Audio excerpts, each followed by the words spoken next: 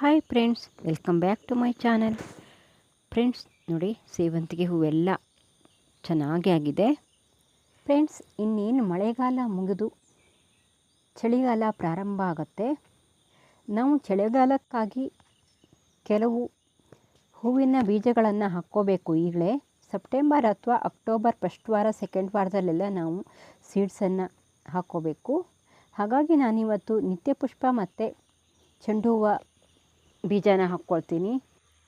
ನೀವು ನನ್ನ ಚಾನಲನ್ನು ಹೊಸದಾಗಿ ನೋಡ್ತಾ ಇದ್ದೀರಿ, ಸಬ್ಸ್ಕ್ರೈಬ್ ಮಾಡ್ಕೊಳ್ಳಿ. ಹಾಗೆ ಪಕ್ಕದಲ್ಲಿರೋ ಬೆಲ್ಲೈಕನ್ ಕ್ಲಿಕ್ ಮಾಡಿ. ನಾನು ಹಾಕೋ ಎಲ್ಲ ವಿಡಿಯೋದ ನೋಟಿಫಿಕೇಷನ್ ನಿಮಗೆ ಬರುತ್ತೆ.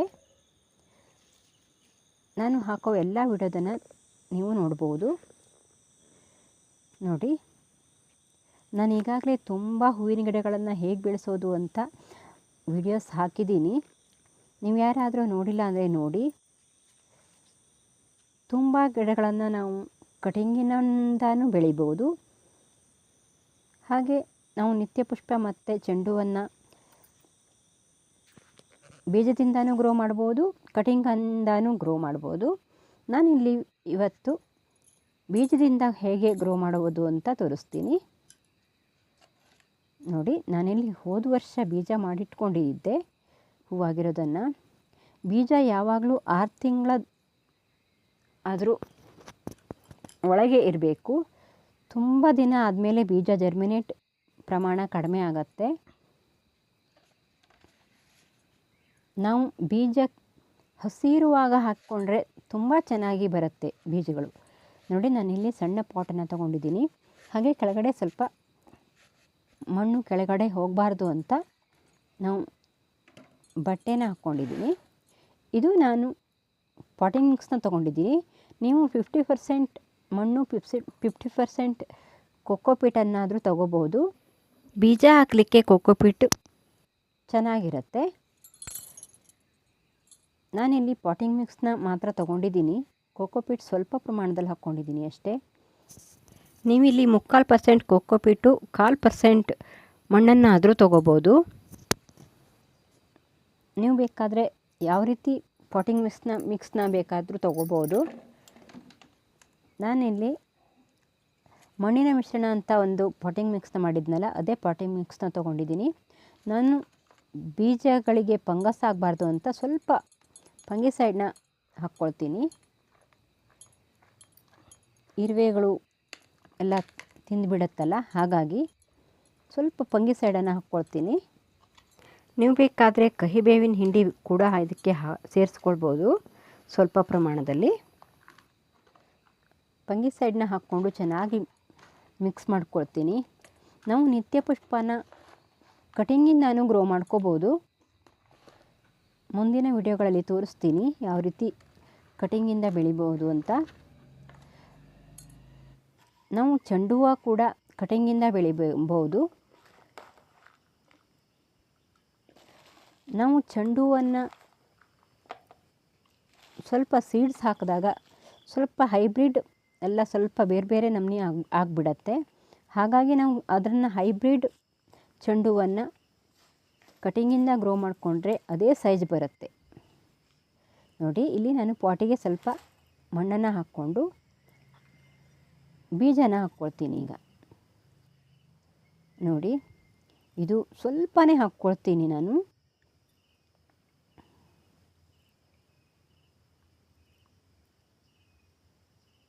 ಇದು ತುಂಬ ಹಳೆ ಬೀಜ. ಅದು ಸಸಿ ಬರುತ್ತೋ ಇಲ್ವೋ ಅಂತ ಗೊತ್ತಿಲ್ಲ, ಹಾಕಿ ನೋಡ್ತೀನಿ. ಬೀಜಗಳು ಯಾವಾಗಲೂ ಹೊಸತಾಗಿರಬೇಕು.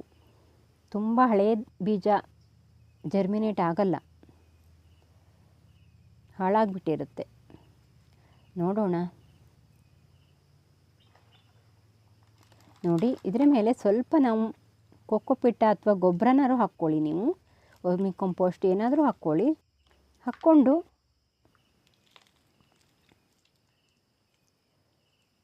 ನೋಡಿ, ಕಲ್ಲು ಏನಾದರೂ ಇದ್ದರೆ ತೆಗೆದುಬಿಡಿ. ಸ್ವಲ್ಪ ಒಂದು ಲೇಯರ್ ಹಾಕ್ಕೊಂಡ್ರೆ ಸಾಕು. ತುಂಬ ದಪ್ಪವಾಗಿ ಹಾಕಬೇಡಿ, ಯಾಕೆಂದರೆ ಅದು ಬೀಜ ಮೇಲೆ ಬರಲಿಕ್ಕೆ ಕಷ್ಟ ಆಗುತ್ತೆ. ಸ್ವಲ್ಪ ಪ್ರೆಸ್ ಮಾಡಬೇಕು. ಯಾಕಂದರೆ ಕೆಲವೊಂದು ಸಾತಿ ಏರ್ ಬಬಲ್ ಎಲ್ಲ ಇರುತ್ತಲ್ಲ, ಅದು ಸಸಿ ಮೇಲೆ ಬಂದಾಗ ಗಿಡ ಲೂಸಾಗಿ, ಮಣ್ಣು ಲೂಸಾಗಿ ಗಿಡ ಸತ್ತೋಗ್ಬಿಡತ್ತೆ. ಹಾಗಾಗಿ ಈ ರೀತಿ ಪ್ರೆಸ್ ಮಾಡಿದವಾಗ ಮಣ್ಣು ಟೈಟಾಗಿರುತ್ತೆ, ಹಾಗಾಗಿ ಗಿಡ ಒಂದು ಸಾಯಲ್ಲ, ಸಸಿ. ನೋಡಿ, ನಾವು ನೀರನ್ನು ಇಲ್ಲಿ ನಿಧಾನವಾಗಿ ಹಾಕಬೇಕು. ಯಾವುದೇ ಕಾರಣಕ್ಕೂ ಮಣ್ಣು ಹೀಗಾಗಬಾರ್ದು. ನೋಡಿ, ಇಲ್ಲಿ ಬೀಜ ಮೇಲೆ ಬರಬಾರ್ದು, ಹಾಗೆ ಹಾಕಬೇಕು. ನೋಡಿ, ಇಲ್ಲಿ ನಾವು ಸ್ಪ್ರೇಯರ್ ಮೂಲಕನಾದರೂ ಹಾಕ್ಬೋದು. ನೋಡಿ, ಈ ರೀತಿ ಹಾಕಬೇಕು. ನಾವಿಲ್ಲಿ ಇವತ್ತು ಚೆನ್ನಾಗಿ ನೀರು ಹಾಕಿ ನಾನೊಂದು ಪ್ಲಾಸ್ಟಿಕ್ನ ಕಟ್ಟಿ ಇಟ್ಬಿಡ್ತೀನಿ. ಅದಕ್ಕೆ ಮತ್ತೆ ನಾವು ನೀರು ಹಾಕೋ ಅವಶ್ಯಕತೆ ಇರಲ್ಲ. ನಾವು ನೆರಳಲ್ಲಿ ಇಡಬೇಕು ಇದನ್ನು. ಹಾಗೆ ಬೆಳಕು ಕೂಡ ಇರಬೇಕು. ಆ ರೀತಿ ಜಾಗದಲ್ಲಿ ನಾವು ಇದನ್ನು ಇಡಬೇಕಾಗತ್ತೆ. ಬಿಸಿಲು ಬರೋ ಜಾಗದಲ್ಲಿ ಇಡೋದು ಬೇಡ.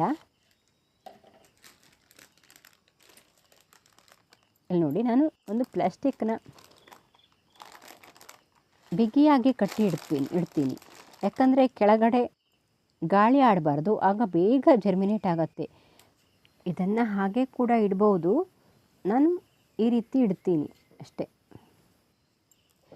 ನೋಡಿ, ನಾನಿಲ್ಲಿ ನೀವು ಯಾವ ರೀತಿ ಬೇಕಾದರೂ ಕಟ್ಟಿ, ನೀವು ರಬ್ಬರ್ ಬ್ಯಾಂಡ್ ಕೂಡ ಹಾಕ್ಬೋದು ಇದಕ್ಕೆ. ನಾನು ಈ ರೀತಿ ಕಟ್ಟಿ ಇಡ್ತೀನಿ. ನಾವು ಇದಕ್ಕೆ ಇನ್ಮೇಲೆ ನೀರು ಹಾಕೋ ಅವಶ್ಯಕತೆ ಇರಲ್ಲ. ಮೇಲೆ ಬಂದ ಮೇಲೆ ಸ್ವಲ್ಪ ಕಾಣಿಸುತ್ತೆ ಅದು. ಇಲ್ಲಾಂದರೆ ಇನ್ನು 3 ದಿವಸ ಅಥವಾ 4 ದಿವಸ ಬಿಟ್ಟು ಇದನ್ನು ತೆಗೆದು ನೋಡಿ.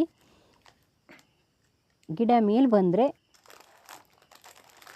ಆಗ ಅದನ್ನು ತೆಗಿಬೋದು. ಸ್ವಲ್ಪ ಬೆಳಕು ಮತ್ತು ಒಂದು ಸ್ವಲ್ಪ ಬಿಸಿಲು ಬರೋ ಜಾಗದಲ್ಲಿ ಅದನ್ನು ಇಡ್ಬೋದು. ಮೇಲೆ ಬಂದ ಮೇಲೆ, ಸಸಿ ಬಂದ ಮೇಲೆ. ನೋಡಿ, ನಾನಿವತ್ತು ಇದು ಗಾರ್ಡನ್ ಚೆಂಡು ಹೂವು. ಇದನ್ನು ನಾವು ಸೀಡ್ಸಿಂದ ಗ್ರೋ ಮಾಡ್ಕೋಬೋದು. ನೋಡಿ, ನಾನಿಲ್ಲಿ ಸೀಡ್ಸ್ ತೊಗೊಂಡಿದ್ದೀನಿ.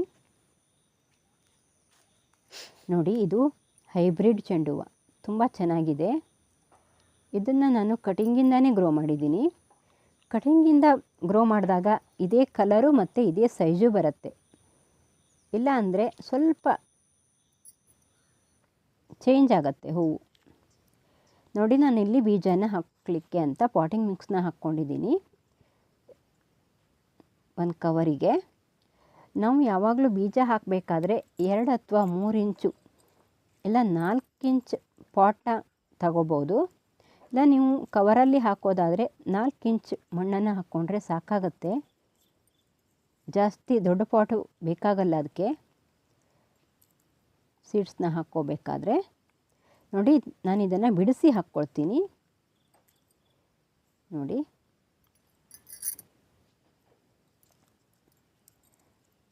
ಬಿಡಿಸಿ ಒಂದೊಂದಾಗಿ ಸಪ್ರೇಟ್ ಮಾಡಿ ಹಾಕ್ಕೊಳ್ತೀನಿ. ಹಾಗೆ ಇದರ ಮೇಲೆ ಸ್ವಲ್ಪ ಮಣ್ಣು ಅಥವಾ ಕೋಕೋಪಿಟ್ಟು ಅಥವಾ ಗೊಬ್ಬರ ಏನಾದರೂ ಸ್ವಲ್ಪ 1 ಲೇಯರ್ ಹಾಕಬೇಕು. ಜಾಸ್ತಿ ಹಾಕೋಕ್ಕೆ ಹೋಗಬೇಡಿ, ಅದು ಮೇಲೆ ಬರಲಿಕ್ಕೆ ತುಂಬ ಲೇಟ್ ಆಗಿಬಿಡತ್ತೆ. ಹಾಗಾಗಿ ಇದು 3 ದಿನಕ್ಕೆಲ್ಲ ಮೇಲೆ ಬರುತ್ತೆ, ಸಸಿ ಬರುತ್ತೆ. ಈ ರೀತಿ ನಾನಿಲ್ಲಿ ಪಾಟಿಂಗ್ ಮಿಕ್ಸ್ನೇ ಹಾಕ್ಕೊಳ್ತೀನಿ.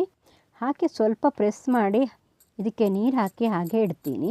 ಇದಕ್ಕೆ ನಾನು ಯಾವುದೇ ರೀತಿ ಪ್ಲಾಸ್ಟಿಕ್ ಕವರ್ ಕಟ್ಟಲ್ಲ, ಹಾಗೆ ಇಡ್ತೀನಿ. ಮುಂದಿನ ವಿಡಿಯೋಗಳಲ್ಲಿ ನಾನು ಇದರ ಅಪ್ಡೇಟ್ ಕೊಡ್ತಾ ಇರ್ತೀನಿ. ನೀವು ಯಾರಾದರೂ ನನ್ನ ಚಾನಲ್ಗೆ ಹೊಸಬರಾದರೆ ಸಬ್ಸ್ಕ್ರೈಬ್ ಮಾಡ್ಕೊಳ್ಳಿ. ಹಾಗೆ ಪಕ್ಕದಲ್ಲಿರೋ ಬೆಲ್ಲೈಕನ್ ಕ್ಲಿಕ್ ಮಾಡಿ. ಇಷ್ಟ ಆದರೆ ಒಂದು ಲೈಕ್ ಮಾಡಿಬಿಡಿ. ನೋಡಿ, ಈ ರೀತಿ ನಿಧಾನವಾಗಿ ನೀರನ್ನು ಹಾಕಿ, ಕೈಯಲ್ಲೇ ನೀರು ಹಾಕಿ ಇಲ್ಲ ಸ್ಪ್ರೇಯರ್ ಮೂಲಕ ನೀರು ಹಾಕಿ. ನಾವು ಹೀಗಿಟ್ಟಾಗ ದಿನ ನೀರು ಹಾಕಬೇಕಾಗತ್ತೆ. ಸ್ವಲ್ಪ ನೀರು ಹಾಕಿದರೆ ಸಾಕು. ಇದನ್ನು ನಾವು ಮೇಲೆ ಬಂದ ಮೇಲೆ